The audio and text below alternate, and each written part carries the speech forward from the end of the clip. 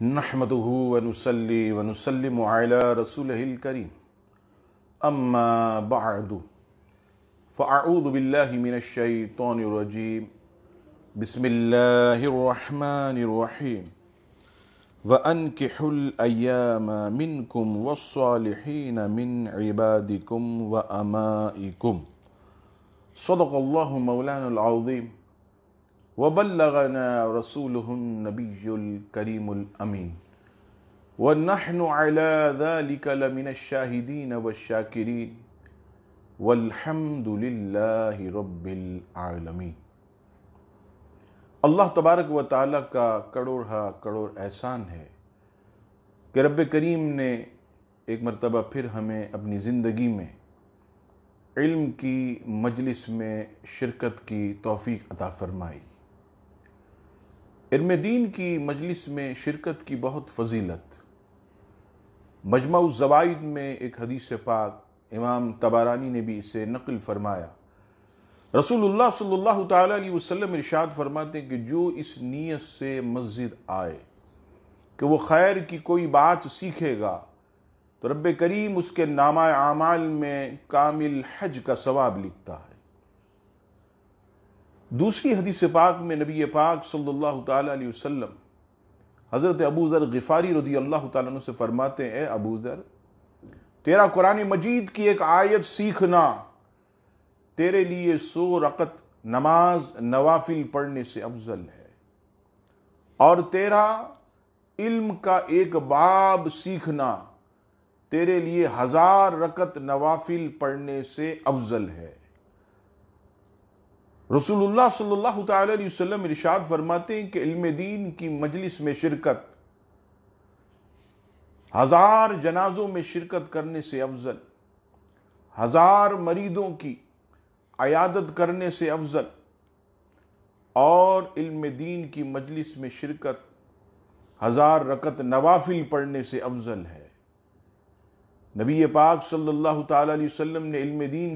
اب آئیے اس بحرہ روی کے دور میں جہاں ہر طرف بے پردگی، عریانیت اور بے پردہ عورتوں کا دورہ ہے، ایسے دور کے اندر نبی پاک صلی اللہ تعالیٰ علیہ وسلم کی ایک سنت مبارکہ، جو کہ نہ صرف حضور علیہ السلام کی سنت بلکہ جتنے انبیاء کرام علیہم السلام اس کائنات میں مبعوث ہوئے ان تمام کی سنت مبارکہ، اور وہ سنت نکاح ہے۔ یاد رکھیے گا، نکاح کا لغوی معنی ملنا، چونکہ نکاح کے بعد میاں بیوی آپس میں ملتے ہیں، اس لیے اسے نکاح کہا گیا۔ امام غزالی احیاء العلوم میں نکاح کے باب میں گفتگو فرماتے ہوئے ارشاد فرماتے ہیں کہ رب کریم بھی نکاح کرنے والوں سے بڑی محبت فرماتا، اور قرآن مجید فرقان حمید میں ان انبیاء کرام علیہم السلام کا رب کریم نے ذکر فرمایا کہ جو نکاح والے تھے۔ اس کے نیچے امام غزالی علیہ رحمت خود فرماتے ہیں، ہو سکتا ہے کوئی کہے کہ حضرت عیسیٰ علیہ السلام کا بھی قرآن مجید فرقان حمید میں ذکر ہے، انہوں نے تو نکاح نہ کیا۔ تو آپ اس کا جواب دیتے ہیں کہ قرب قیامت میں احادیث کے مطابق حضرت عیسیٰ علیہ السلام دوبارہ نزول فرمائیں گے اور اس امت میں نکاح بھی کریں گے، اور رب کریم انہیں اولاد بھی عطا فرمائے گا۔ تو اس سے معلوم ہوا کہ نکاح کرنے والوں سے اللہ تبارک و تعالیٰ بھی بڑی محبت فرماتا۔ اب آئیے، نبی پاک صلی اللہ تعالیٰ علیہ وسلم نے براہ راست جوانوں سے خطاب فرمایا۔ مسلم شریف کی حدیث پاک، حدیث نمبر 1467، حضرت سیدنا عبداللہ ابن مسعود رضی اللہ تعالیٰ عنہ اس حدیث کے راوی، نبی پاک صلی اللہ تعالیٰ علیہ وسلم ارشاد فرماتے، یا معشر الشباب، اے جوانوں، تم میں سے کوئی شخص نکاح کرنے کی طاقت رکھتا ہو تو وہ نکاح کرے، کیونکہ نکاح نظر کی حفاظت کرتا ہے اور شرمگاہ کی حفاظت کرتا ہے۔ اور آگے فرمائے جو نکاح کی طاقت نہ رکھتا ہو فرمایا وہ روزے رکھے کہ روزہ جو ہے یہ شہوت کو ختم کرتا ہے، قطع کرتا ہے۔ نبی پاک صلی اللہ تعالی علیہ وسلم کی حدیث پاک سے پتہ چلا کہ نکاح کرو، اپنے ایمان کو تم نے ایسا تحفظ دیا کہ جیسے تمہاری نگاہیں بالکل نیچے رہیں گی، تمہاری شرمگاہ کی حفاظت ہوگی، ادھر ادھر نظر نہیں پھڑکے گی بلکہ نگاہیں نیچی رہیں گی۔ اور نبی پاک علیہ الصلوۃ والسلام کی سنت کی برکت سے آدمی کئی گناہوں سے بچ جاتا ہے، خاص کر نوجوان۔ اور فرمایا دیکھیے اس وقت نکاح تو بہت سستے تھے، ولیمہ جسے ہم کہتے ہیں سنت، اور لاکھوں خرچ کر دیتے۔ نبی پاک علیہ السلام کی سیرت پڑھیے، حضور علیہ الصلوۃ والسلام کا جو سب سے بڑا ولیمہ صرف ایک بکری ذبح کی، تمام صحابہ کرام کو کھلایا۔ اور آج ہم اس ولیمے کے نام پر لاکھوں روپیہ خرچ کرتے اور پھر کہتے ہیں ہم نکاح نہیں کر سکتے۔ اس وقت تو نکاح بہت سستے تھے۔ نبی پاک علیہ السلام ہو سکتا ہے اس دور کو دیکھ رہے ہوں کہ ایک وقت آئے گا نکاح کرنا دشوار ہوگا، مہنگا ہوگا، تو آپ علیہ السلام نے فرمایا جو طاقت نہ رکھتا ہو تو وہ روزے رکھے، کہ روزہ یہ شہوت کو قطع کرتا ہے۔ ماہ رمضان میں آپ دیکھیے جب ہم روزے سے ہوتے، بے پردہ عورتوں کی طرف نظر نہیں اٹھتی، اندر سے آواز آتی ہے تیرا روزہ ہے۔ ماہ رمضان میں ہماری نگاہ فلم و ڈراموں کی طرف نہیں اٹھتی، دل سے آواز آتی ہے تیرا روزہ ہے۔ تو یہ روزہ ایسی اللہ تبارک و تعالیٰ کی عبادت کہ جو انسان کی شہوت کو کم کرتا ہے، قطع کرتا ہے، توڑتا، اور انسان کے اندر روحانی طاقت و قوت جو ہے وہ پیدا کرتا ہے۔ امام غزالی احیاء العلوم میں ایک حدیث پاک نقل فرماتے کہ جب کوئی بندہ مومن نکاح کرتا تو شیطان جو ہے وہ مٹی اٹھا کر اپنے سر پر ڈالتا۔ چیلے پوچھتے ہیں ارے تجھے کیا ہو گیا، مٹی اٹھا کر کیوں ڈال رہا؟ کہتا ہے ہائے بنی آدم نے، آدم کی اولاد نے نکاح کر کے اپنا آدھا ایمان مجھ سے بچا لیا۔ اب دیکھیے کہ نکاح کرنے سے حدیث پاک کے مطابق آدھا ایمان جو ہے یہ محفوظ ہو جاتا ہے۔ تو ہمیں بھی چاہیے کہ ہم بھی اپنی اولاد جب بالغ ہو جائے تو فوراً جو ہے اس کا نکاح کر دیں۔ یہ نہ سوچیں کہ اگر بیوی لائیں گے تو ساری کمائی بیوی کے ڈبے میں، اگر بیوی آ گئی تو ساری تنخواہ یہ اس کی شاپنگ میں لگا دے گا، یہ نہ سوچیں، بلکہ یہ سوچیں کہ کہیں ہماری اولاد گناہوں میں نہ پڑ جائے، ہمارا بیٹا یہ گناہوں میں نہ پڑ جائے، ہمارا بیٹا جو ہے یہ مشت زنی کے چکر میں نہ پڑ جائے، ہمارا بیٹا کسی غیر لڑکی کے چکر میں نہ پھنس جائے۔ اس لیے والدین کوشش کریں کہ اس بہرہ روی کے دور کے اندر وہ اپنی اولاد کا بالغ ہوتے ہی نکاح کر دیں، تاکہ جو ہے اس کا ایمان بھی محفوظ ہو، اس کی نگاہوں کی بھی حفاظت ہو، اور شہوت کی بھی جو ہے وہ حفاظت ہوتی رہے۔ اب آئیے نبی پاک صلی اللہ تعالی علیہ وسلم کی ایک اور حدیث پاک۔ حضور علیہ السلام فرماتے کہ جسے 4 چیزیں ملی وہ یوں سمجھ لے کہ اس نے دنیا کی بھلائی کو پا لیا۔ فرمائے پہلی چیز، اگر کسی کو ذکر والی زبان مل گئی، اللہ تبارک و تعالیٰ کا ذکر ہمہ وقت کرتی رہے، وہ زبان اگر کسی کو مل گئی تو اس نے بھی دونوں جہاں کی بھلائیوں کو پا لیا۔ فرمایا دوسری چیز، اگر کسی کو مصیبت پر صبر کرنے والا بدن مل گیا، بلڈ پریشر لو ہائی ہو جائے، گھٹنوں میں درد، شوگر کا مریض اور کئی امراض انسان کو لاحق، لیکن وہ مصیبت اور بیماریوں پر صبر کرتا، اللہ تبارک و تعالیٰ کی بارگاہ میں الحمدللہ الحمدللہ الحمدللہ رب العالمین علی کل حال، یہی زبان پہ ہوتا۔ تو فرمایا کہ جسے مصیبت پر صبر کرنے والا بدن مل گیا، فرمایا اسے بھی دونوں جہاں کی بھلائیاں مل گئی۔ فرمایا تیسری چیز، جسے شکر کرنے والا دل مل گیا۔ کیسی ہی حالت ہو، اللہ تبارک و تعالیٰ کا شکر بجا لاتا، کوئی نعمت ملے فوراً کہے الحمدللہ الحمدللہ رب العالمین، اللہ تبارک و تعالیٰ کی حمد بیان کرتا۔ فرمایا جسے شکر کرنے والا دل مل گیا، سمجھ لو اسے بھی دونوں جہاں کی بلائیاں مل گئی۔ اور فرمایا چوتھی چیز، جسے ایسی بیوی مل جائے کہ جو شوہر کے پیچھے اس کی عزت اور اس کے مال کی حفاظت کرے، تو فرمایا کہ اس شوہر کو بھی دونوں جہاں کی بلائیاں مل گئی۔ لیکن آپ دیکھیے بہت کم خوش نصیب ہوتے ہیں کہ جسے ایسی بیویاں ملتی ہیں کہ جو مرد کے پیچھے اس کے مال کی بھی حفاظت کریں اور اس کی عزت کی بھی۔ ورنہ یہاں تو حال یہ ہے، شوہر صبح کام پر جائے، بیوی جو ہے دروازہ کھول کر اڑوس پڑوس میں دروازے بجا کر، ارے اس سے شادی کر کے تو ارے میری قسمت پھوٹی، کہاں یہ میرے نصیب جو ہے وہ آن پڑا، یہ کیسا آدمی، اس سے تو میں نے کوئی خوشی دیکھی ہی نہیں۔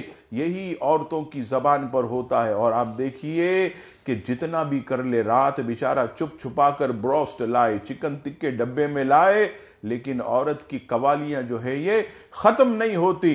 تو فرمایا کہ وہ عورت کہ جو اپنے مرد یعنی شوہر کے پیچھے اس کی عزت اور اس کے مال کی حفاظت کرے، اور مال کی حفاظت کیسے کہ عورت شوہر کی تنخواہ دے کے بہت کم ہے، بہت مخصوص رقم وہ تنخواہ کی صورت میں گھر لاتا، تو اب جو ہے وہ ڈیمانڈیں بند کر دے، باہر سے کھانا پینا یہ چیزیں بند کر دے، اس کے علاوہ ہر 10 دن یا 15 دن کے بعد نئے جوڑے کی فرمائش یہ ختم کر دے۔ اب آپ دیکھیے یہ معاملہ کتنا سخت ہے، 25 دن 20 دن نہیں گزرتے نیا جوڑا چاہیے۔ ارے بھائی اس کی تنخواہ 20-25 ہزار ہے، اور اگر وہ 4-4 ہزار کا تمہیں جوڑا دلاتا رہا تو گھر میں پھر کیسے کھائیں گے، کیا گھر کیسے چلے گا، یہ عورت نہیں سوچتی۔ اور اگر ایسے میں کسی عزیز کی شادی ہو تو پھر تو عورت اللہ اکبر، ایک سوٹ سے تو گزارا نہیں ہوتا، 3 چاہیے۔ ہاں کیوں؟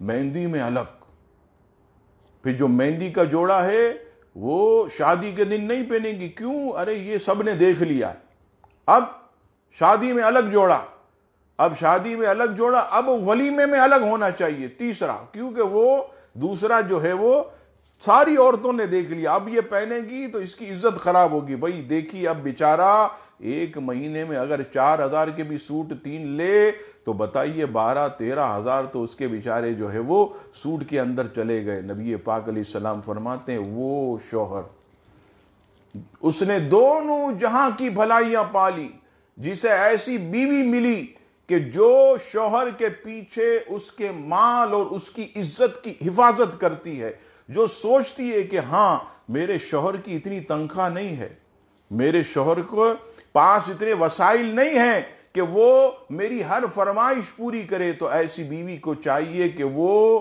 صبر و شکر کے ساتھ رہے۔ تو نبی پاک صلی اللہ تعالی علیہ وسلم نے اس طرح کئی مقامات پر جو ہے وہ نکاح کی ترغیب جو ہے ارشاد فرمائی، تاکہ میرے غلام جو ہے اس سنت کو اپنا کر دین و دنیا کی بھلائیاں جو ہے وہ پاتے رہیں اور دین و دنیا کے اندر جو ہے وہ سرخرو ہوتے رہیں۔ میرے مسلمانوں، یہ نبی پاک علیہ السلام کا ایک ارشاد، آپ علیہ السلام فرماتے ہیں کہ یہ جو عورت ہے، یہ عورت سے جب تم نکاح کرو تو یہ مت سمجھنا کہ تم ابھی بہت کم تنخواہ والے، تمہارے پاس وسائل اتنے نہیں تو تم اسے کیسے کھلاؤ گے۔ تو قرآن مجید فرقان حمید کی آیت، سورہ نور کی آیت نمبر 32، رب کریم فرماتا ہے اِن یکونوا فقراء یغنیہم اللہ من فضلہ، فرمایا اگر وہ فقیر ہوں تو اللہ انہیں غنی فرما دے گا اپنے فضل سے۔ مفسرین اس آیت کے تحت فرماتے ہیں کہ کہ کوئی غربت کی وجہ سے نکاح کرنا ترک نہ کرے، کیونکہ رب کریم نے فرما دیا کہ تم نکاح کرو، فقیر ہو تو تمہیں غنی کر دیا جائے گا۔ رب کریم اپنے فضل سے تمہیں غنی فرمائے گا۔ اور کیسے غنی فرمائے گا؟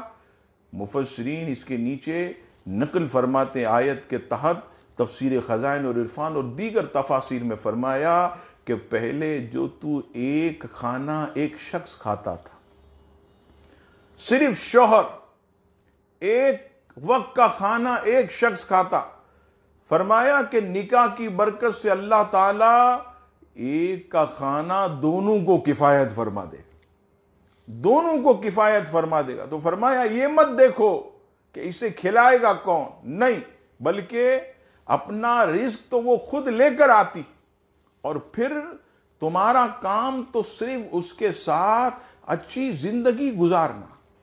تم جتنا کماؤ گے رب کریم اس میں جو ہے وہ خوب برکتیں اور رحمتیں نازل فرمائے گا۔ اور یہاں دیکھیے کہ کتنی انوکھی بات حدیث شریف میں، کہ میاں بیوی جو آپس میں محبت کرتے ہیں، ان کا محبت اور پیار بھرا رشتہ، فرمایا کہ اگر کسی دسترخوان پر کوئی شوہر اپنے ہاتھ سے اپنی بیوی کو کوئی نوالا یا لقمہ کھلائے تو فرمایا رب کریم رحمت کی نگاہ فرماتا ہے۔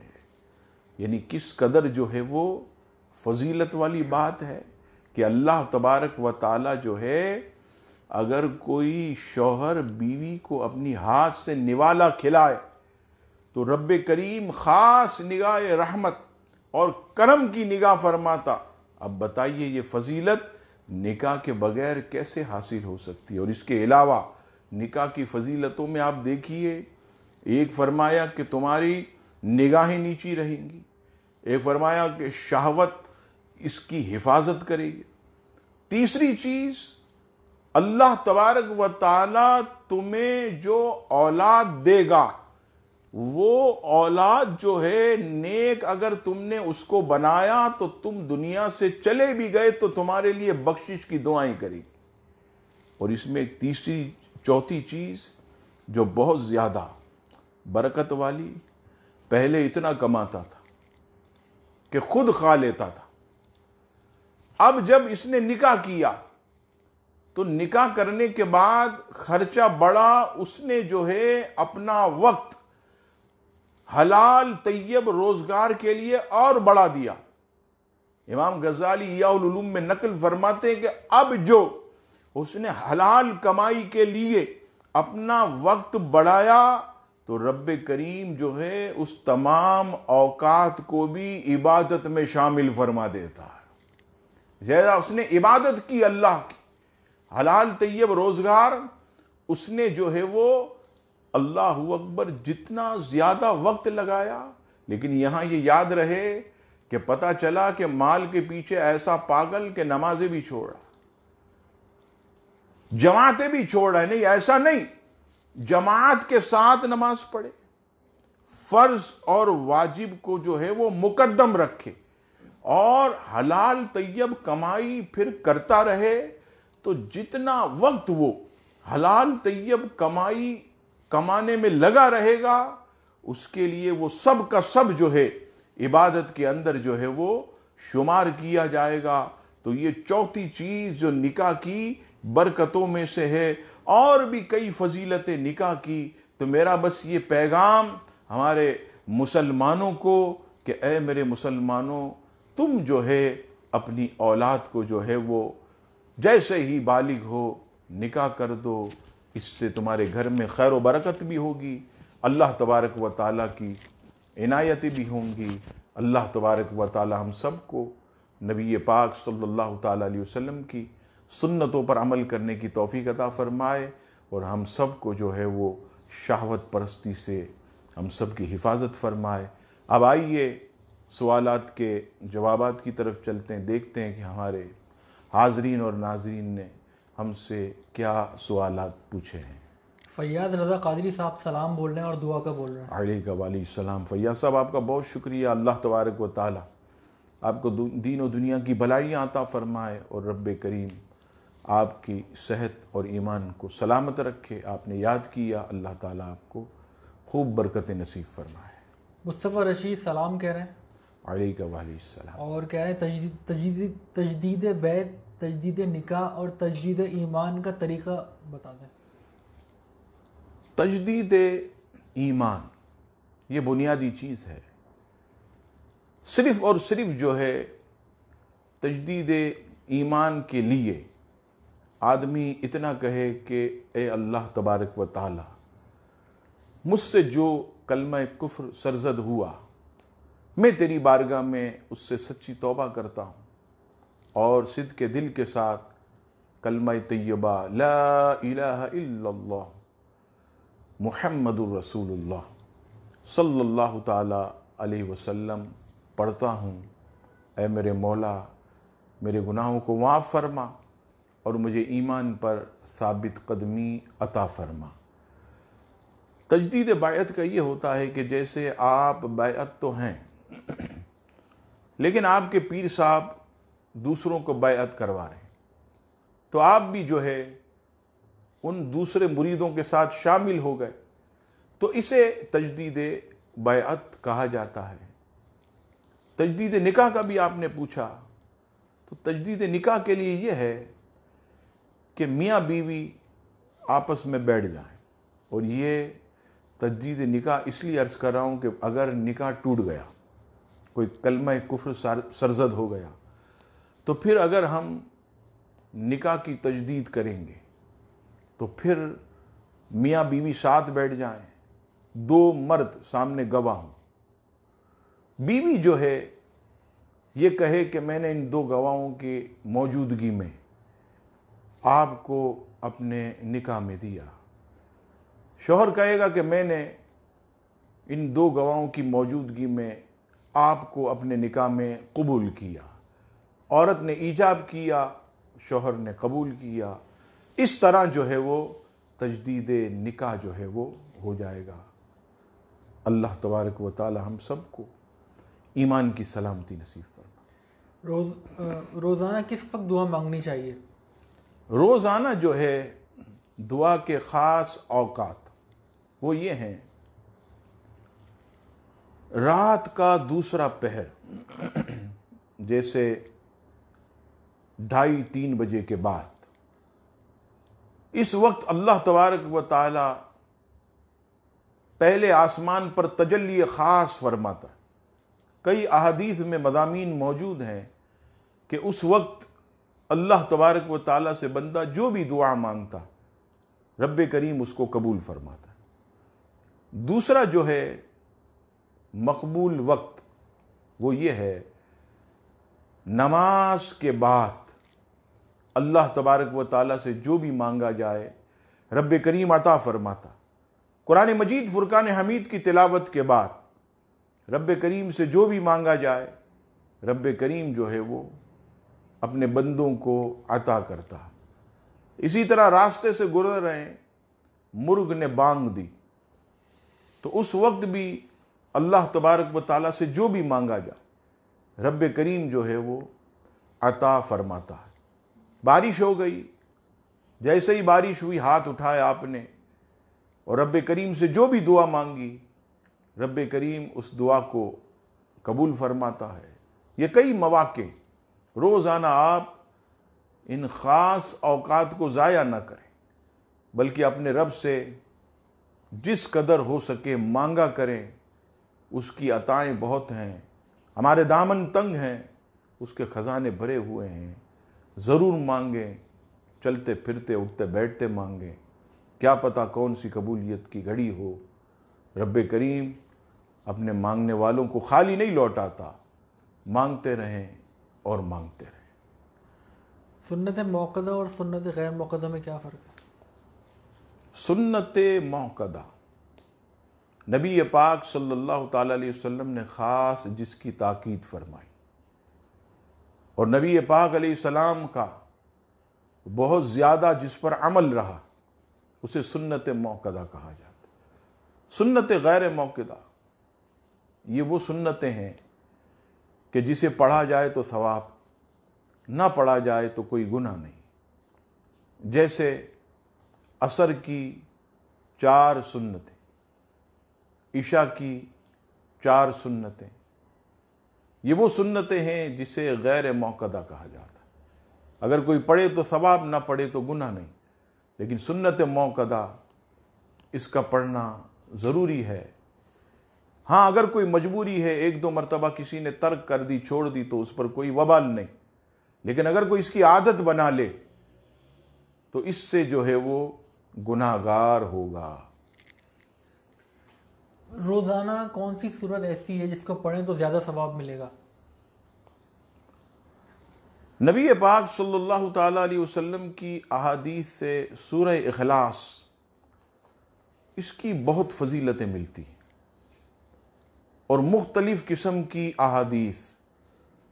ایک حدیث پاک جو میری نظر سے گزری، سید عالم صلی اللہ تعالیٰ علیہ وسلم ارشاد فرماتے ہیں کہ اگر کوئی شخص روزانہ 10 مرتبہ سورہ اخلاص پڑھے تو رب کریم اسے جنت میں ایک محل عطا فرمائے گا۔ تو سیدنا فاروق اعظم نے کھڑے ہو کر عرض کی، یا رسول اللہ صلی اللہ تعالیٰ علیہ وسلم، پھر تو ہم اسے کثرت سے پڑھتے رہیں۔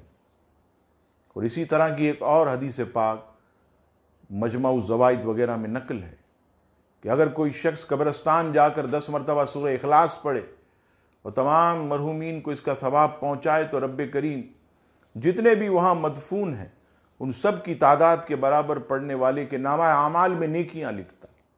اور سورہ اخلاص یہ نبی پاک صلی اللہ تعالیٰ علیہ وسلم کے اصحاب بھی اسے بہت پسند کرتے تھے اور اس کی تلاوت کرتے تھے، تو اس کو کثرت سے پڑھیں، انشاءاللہ خوب برکتیں پائیں گے۔ سکون کیسے حاصل ہو سکتا ہے؟ سکون اللہ تبارک و تعالیٰ کے ذکر سے حاصل ہو۔ واضح ارشاد رب کریم کا، الا خبردار بذکر اللہ تطمئن القلوب، کہ اللہ کے ذکر میں ہی دلوں کا چین ہے۔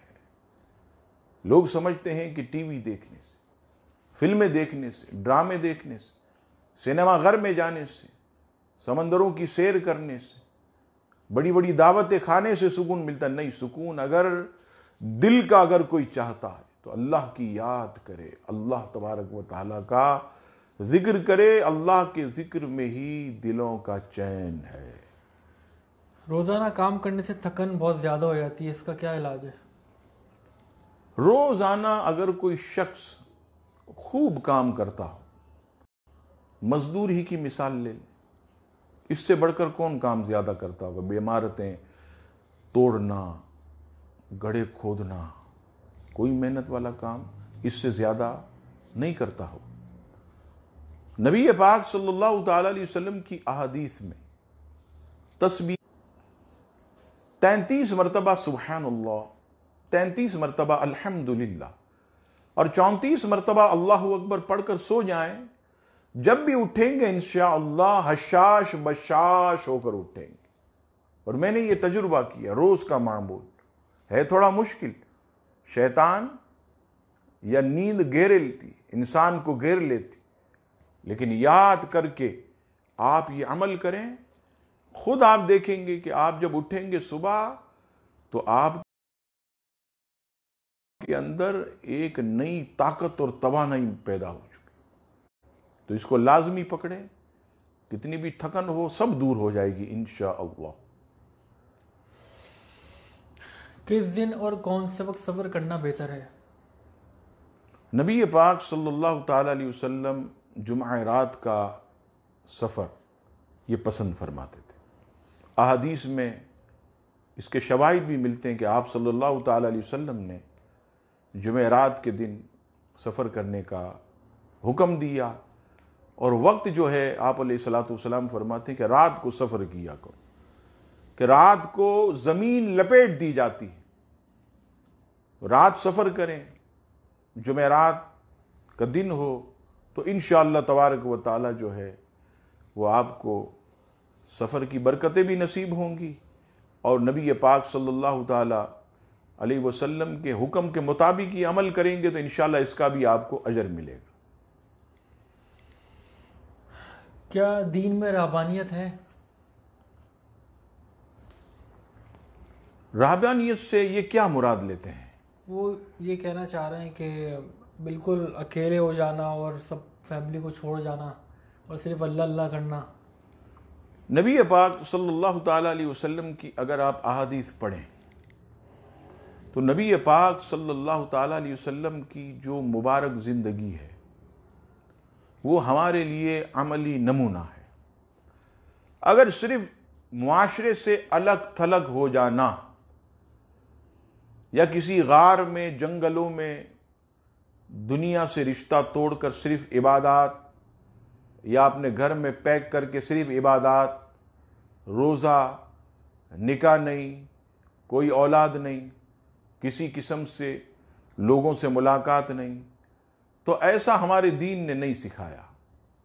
ہمارا دین جو ہے بہت وسیع ہے. نبی پاک صلی اللہ تعالیٰ علیہ وسلم نماز کو بھی وقت دیتے تھے اور اپنی ازواج کو بھی وقت دیتے تھے. نبی پاک علیہ السلام اللہ کے ذکر کے لیے بھی وقت نکالتے اور اپنے بچوں کے لیے بھی وقت نکالتے. نبی پاک صلی اللہ تعالیٰ علیہ وسلم تلاوت قرآن کے لیے بھی وقت نکالتے، اور آپ صلی اللہ علیہ وسلم اپنے نواسوں اور نواسیوں کے ساتھ کھیلنے کے لیے بھی وقت نکالتے. نبی پاک صلی اللہ تعالیٰ علیہ وسلم وعظ کے لیے بھی وقت نکالتے، اپنے صحابہ کے درمیان بیٹھ کر ان کو بھی وقت دیا کرتے. نبی پاک علیہ الصلوۃ والسلام رات کے کچھ حصے میں عبادت بھی کرتے اور کچھ حصہ بدن کو آرام بھی دیا کرتے. تو یہ نبی پاک علیہ السلام کی جو زندگی ہے، جو قرآن مجید میں رب کریم نے فرمایا تمہارے لیے بہترین نمونہ ہے. تو اب یہ بات واضح ہو گئی کہ کوئی شخص یہ کہے کہ بھئی دین میں جو ہے صرف الگ تھلگ ہونا، اکیلا ہونا، صرف اللہ کی عبادت کرنا، تو یہ دین کی کاملیت نہیں ہے. دین جو ہے آدمی کا اسی وقت کامل ہوتا ہے جب آدمی جو ہے ہر کسی کو حق دے. آنکھوں کا بھی حق ہے، بدن کا بھی حق ہے، بیوی کا بھی حق ہے، بچوں کا بھی حق ہے، اپنے محبین کا بھی وقت ہے، اور اللہ تبارک و تعالیٰ کی یاد کا بھی وقت ہے. تو اس طرح زندگی گزاریں تو انشاءاللہ دونوں جہاں میں سرخرو ہوں گے. کیا علماء پر بھی لعنت ہوتی ہے اللہ کی؟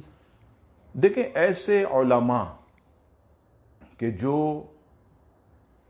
قوم کو برے راستے پر لے کر چلتے ہیں، ایسے علماء پر بھی لعنت ہوتی ہے. اور وہ لوگ جو صراط مستقیم سے ہٹ کر قوم کو بھیڑ بکریوں کی طرح شیطانی راہ پر لگا دیتے، قرآن مجید فرقان حمید کی آیات کو غلط مفاہیم میں بیان کرتے، احادیث رسول کو غلط مفاہیم میں بیان کرتے اور لوگوں کو گمراہیت کی طرف لے جاتے. ہاں، ایسے علماء پر لعنت بھی کی گئی اور قیامت کے دن جو ہے انہیں اس کا عذاب بھی دیا جائے گا. دل سے مال کی محبت کیسے نکل سکتی ہے؟ مال کی محبت دل سے اس وقت نکلے گی جب انسان اللہ تبارک و تعالیٰ کی تقسیم پر راضی ہوگا. مثلاً میں اگر 20,000 روپے کماتا ہوں، فلاں آدمی 2 لاکھ کماتا، تو میں 20,000 کمانے والا لاکھ والے کو نہ دیکھوں، بلکہ یہ دیکھوں کہ یہ مولا کی تقسیم، میرے رب نے میرے لیے 20 لکھے، اس کے لیے 2 لاکھ لکھے. میرے رب نے میرے لیے پیدل سفر لکھا، اس کے لیے گاڑیوں کے سفر لکھا. میرے رب نے میرے لیے چھوٹا مکان لکھا، اس کے لیے عالی شان اور شاندار مکان لکھا. تو اللہ تبارک و تعالیٰ کی تقسیم پر اگر کوئی راضی ہو جائے تو خدا کی قسم مال کی طمع، حرص، لالچ، یہ سب انسان کے دل سے نکل سکتی. اور پھر ہر نماز کے بعد اور مقبول گھڑیوں میں دعا بھی مانگے، مولا تو ہمیں اپنی تقسیم پر راضی رہنے والا